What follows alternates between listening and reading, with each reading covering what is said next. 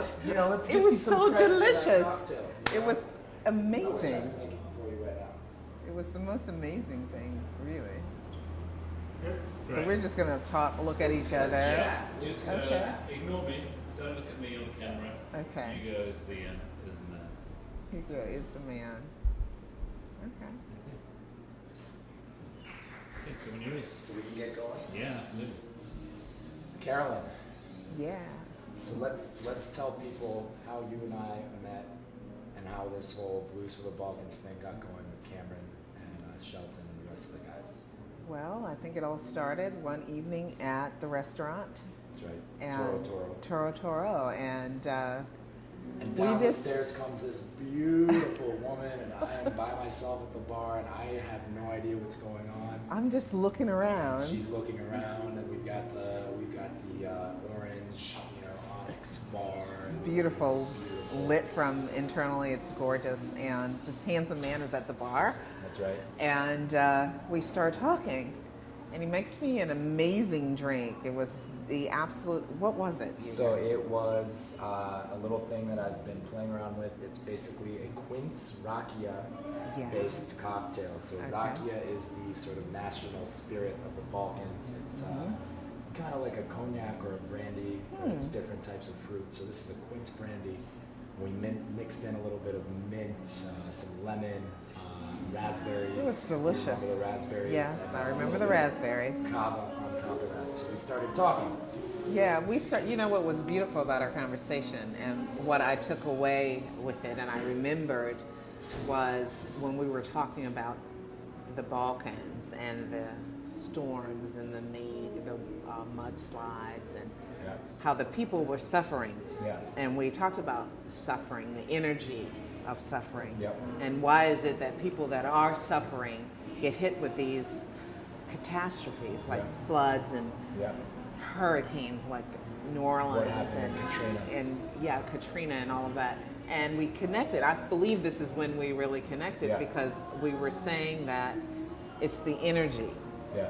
The energy of the people. When people are oppressed, their energy is stifled, and what comes up is the very base energy, the most negative aspects of ourselves because we're in deep survival mode. And I think that's when we started talking about blues music.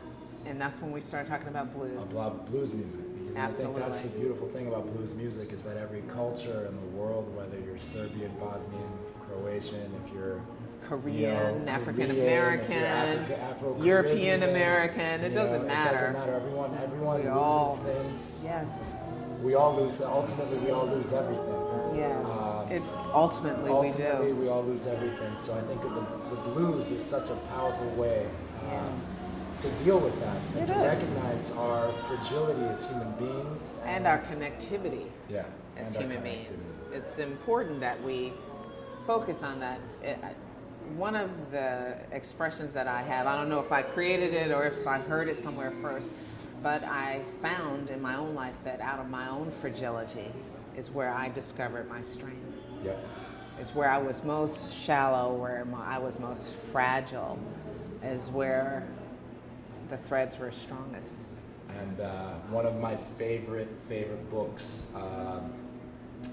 is called Iron John. It's by Robert Bly, and it talks about kind of the lack of initiation rituals that we have in our society and of older men supporting younger men. Ritual is extremely important. How we don't really have a way for young men to become passage grown of the men. knowledge. Right. Rites of passage. And in that book, Bly says that out of your wound will come your genius.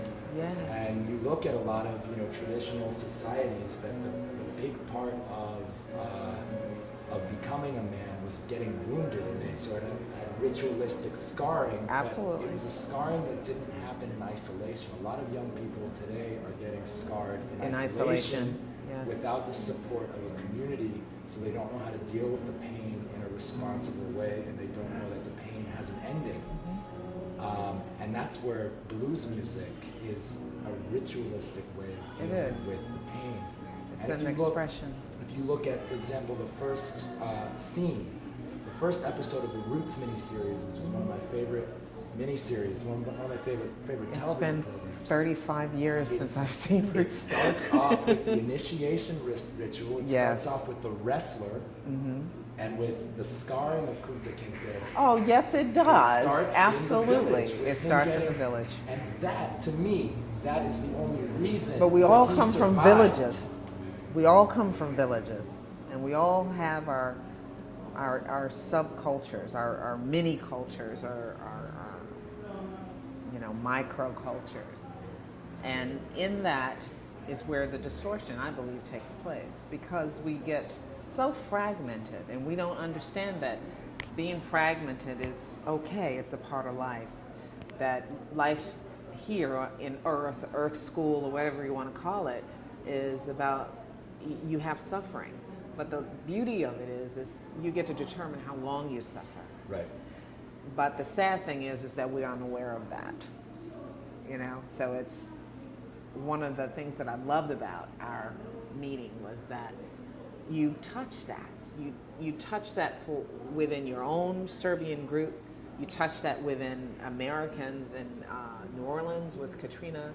You touch that in my own heart from my own personal experiences. I mean, I've suffered. I mean, we all have. We've had loss and things that cause us pain. And it's those things actually that can allow us to be really beautiful people. I'm not talking about the cosmetics. I'm talking about the true heart, when your heart is open with the front door and the back door. So there's no blockage. It's just a nice flow, and it's life, and it's love, and it's an end to suffering. And that's what you're doing with this program, and I just love it, and I do want to be more involved in it. And I'm very grateful to you. I'm also grateful to you for putting me in touch with Cameron. Oh, absolutely. And Sherry. That's and my baby. Shelton. That's my godson. So your godson, Cameron. And when you told me that this kid's got it, he really has it. He does, doesn't he? You listen to him, it sounds like, he's got a little bit of Hendrix, he's got a little bit of Stevie Ray Vaughan. He's got, it's just so, it's amazing that these kids are 19 years old. I know. 19 years old. And we have to honor them and help them pursue their dream. We can't diminish that. We have the 10 Commandments. This is thou shalt not kill. I never looked at that as a physical death. I always looked at that as killing a spirit. Yes. And these youth that we get the privilege, it's a privilege to be in the honor of that. And we get to give them what we have, the wisdom we have, not tell them what to do, but help them find their own way. I think that is beautiful. I'm actually getting a little emotional right now, just because my two of my best friends from college killed themselves, and it's just like you said, it's these spirits that and I see that with these young guys, and really more so than this, we're going to do a concert tour. We're going to play some concerts with Luke Winslow King and Esther Rose, amazing musicians who, have donated their time to go do this. But I really, even as important, if not more important to me, is the fact that, that I get to be an older male mentor to these younger males, and I was, I went through my trials and tribulations, and I had a lot of people come into my life. My best friend's parents. I lived at their house for a year while I was figuring myself out in Ann Arbor. Right. Gil Leaf and Liz Goodenow, they were angels. They let me stay with them. It's a beautiful thing. And we all need what I call other mothers and other fathers. Yes, we do. Other mothers and other fathers, and you can't really do it. There has to be a direct transmission of energy, and this is it. So it's like we're doing Blues for the Balkans. We're doing a concert tour over there. That is a central, very important thing. But I would like, at the same time, to be supporting Cameron and Shelton, and supporting these guys that are playing right now. I don't know if Sherry told you the story of how they came in. And you know, we're talking about spiritual things. When I don't come from a religious background. I come from basically 2 generations of agnostics. You know, and that's a beautiful thing. I set up a prayer that day of the concert we did last week, and I said, we really could use a keyboardist and another guitar. Keys and a guitar, man, that would really round out the sound. And halfway through our show, in walks this guy with this really soft, tender voice, and he's carrying a keyboard. Really? And behind him is Dante. With the guitar. With the guitar. And they come up to my desk, and I'm collecting tickets. Awesome. And they say, hey man, are you in charge here? And I said, I guess I'm in charge here. What's up, guys? They're like, we want to see if we can play with your band. Off the street. They walked in off the street. That's powerful. And then half an hour later, they're jamming together. And 5 days later, they're playing at HR-57, which, you know, is an establishment. This has been around DC forever. When it was down on 14th Street, that's right. 23 years. You know, they've been going at it for 23 years. You've had Wynton Marsalis. You've had everybody come through here. And the fact that you know, Tony Poussin, you know, opened his doors to us last minute to do this event, it's powerful. Everyone's coming together, and I really, I don't even know what to say. I really don't even know what to say. I mean, I don't know why any of this is happening.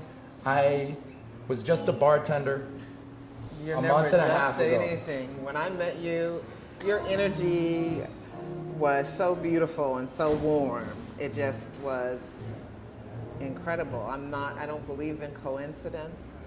I don't believe in happenstance. I think that I walked in there that day because we were key to what is going to happen. We don't know what our roles are, but we've played it this far so good. And I'm just, you know, for me, it's just, we were talking at the bar and I felt like our hearts touched hearts. And it was a beautiful thing. And look what you've done. You've done this. I haven't done anything. We're right at the beginning. We'll see what happens. Forwarded a text. We just launched the Indiegogo campaign. We're trying to raise that 10 grand, 5 grand to make the concert happen, 5 grand to make the documentary. And if I would say anything, I would leave off with this, which is it's an old World War II partisan slogan. I'm going to say it in Serbian, Croatian, Bosnian first. So it's Naša borba zahtjeva da kad se gine da se pjeva, which in translation means, and it's a little macabre, but you know, the people there's some hard, resilient people, you know. Yeah. It basically means our struggle requires that when we die singing. Ain't nothing hard about that, baby. Because when you go out, you got to determine how you go out. You know what I'm saying? When you sit down, I always say, I'm gonna sit down in my old chair. I'm gonna give up the ghost. That's what I'm gonna do when I check out. 111 years old. That's right. 111. Make it's a on wish. tape. It's on tape now. Hopefully, I'll still be around to be at your birthday party. You will. I hope so. It's not that far away. I hope so. Oh man, thank you so much again. I really appreciate it. Thank Privilege you. and Thank joy you. is mine. Thank you.